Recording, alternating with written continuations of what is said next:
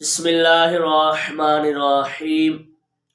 سوال یہ ہوا کہ ٹھیکے کی زمین کا عشر کون ادا کرے گا، ٹھیکیدار یا کاشتکار؟ دیکھیں، عشر کے حوالے سے سب سے پہلے تو یہ سمجھے زمین سے جو پیداوار پیدا ہوئی ہے اس کل پیداوار پر عشر لازم ہوتا ہے، 10واں حصہ یا 20واں حصہ۔ 10واں حصہ تب لازم ہوتا ہے جب پانی مفت کا پلایا ہو، اور 20واں حصہ تب لازم ہوتا ہے جب پانی پر خرچہ لگا ہو۔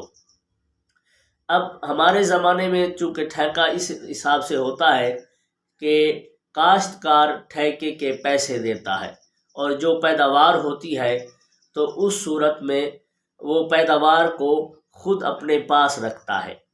تو اب اس صورت میں پیداوار جتنی بھی ہوئی ہے اس کا 10واں یا 20واں حصہ جو عشر بنے گا وہ کاشتکار پر لازم ہوگا، ٹھیکیدار صرف اپنے ٹھیکے کے پیسے لے گا۔